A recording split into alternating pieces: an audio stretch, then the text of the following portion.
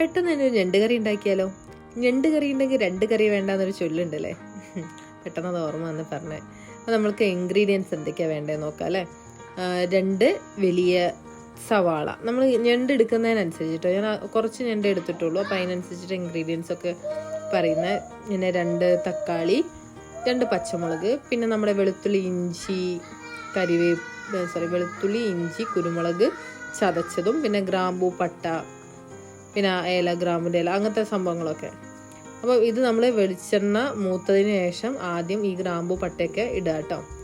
അതിനുശേഷം വെളിച്ചെണ്ണ നല്ലോണം മൂത്തതിന് ശേഷം മാത്രമേ ഇടാവൂ. പിന്നെ അതിലേക്ക് നമ്മൾ ഈ ചതച്ച് വെച്ച ഇഞ്ചി, വെളുത്തുള്ളി, കുരുമുളക് അതും ഇടുക.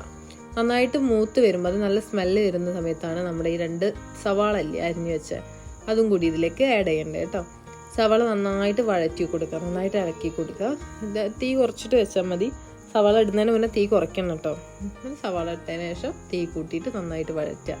ഒന്ന് വഴണ്ടി വരുമ്പോൾ നമുക്ക് കുറച്ച് ഉപ്പ് ആഡ് ചെയ്യുക കേട്ടോ.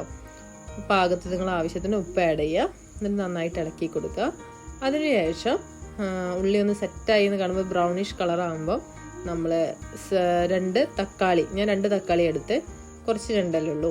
പിന്നെ 2 പച്ചമുളക്, അധികം എരിവ് ആക്കുന്നില്ല. എരിവ് വേണ്ടതിനനുസരിച്ച് നിങ്ങൾക്ക് പച്ചമുളകിൻ്റെ അളവും കൂട്ടാട്ടോ. അപ്പോൾ ഇതേപോലെ ഒന്ന് തക്കാളി ഇട്ട് പച്ചമുളക് 2 ഉണ്ട്. അപ്പോൾ അതും കൂടി ഇട്ട് കൊടുത്തിട്ട് ഒന്ന് മൂടി വെച്ച് കഴിഞ്ഞാൽ ഈ തക്കാളിയൊക്കെ ഒന്ന് ഉടഞ്ഞ് കിട്ടും. നന്നായിട്ട് ഇതേപോലെ ഒന്ന് ഉള്ളിയുടെ കൂടെ ഉടച്ചെടുക്കാം. അതിനുശേഷം നമ്മുടെ മുളക് പൊടി, മഞ്ഞൾപ്പൊടി, ഫിഷ് മസാലയും കുറച്ചിടുന്നുണ്ട് കേട്ടോ. എന്നിട്ട് നന്നായിട്ടൊന്ന് മൂപ്പിച്ചെടുക്കാം.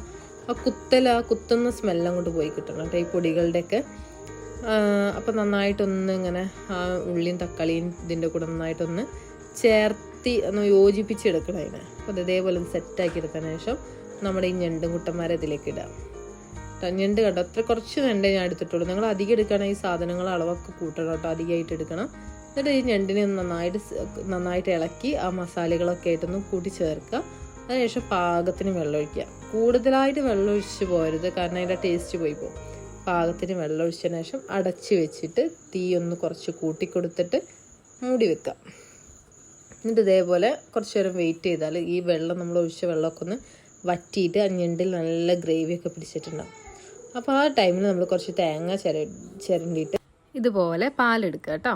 നിങ്ങൾ ആവശ്യത്തിന് ഓവർ പാൽ വേണ്ട, അത്യാവശ്യം നമ്മൾ ആ കറിക്ക് ആവശ്യം, നമുക്കറിയില്ല നമ്മൾ എത്രത്തോളം എടുത്തിട്ടുണ്ട് എന്ന്.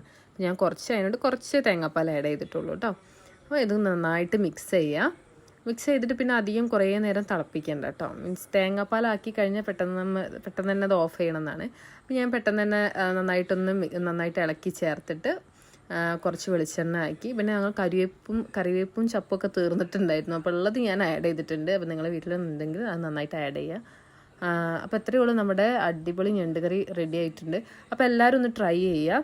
ഇത് നമ്മൾ അപ്പത്തിൻ്റെ കൂടെയും ഒക്കെ സൂപ്പറായിരിക്കും കേട്ടോ.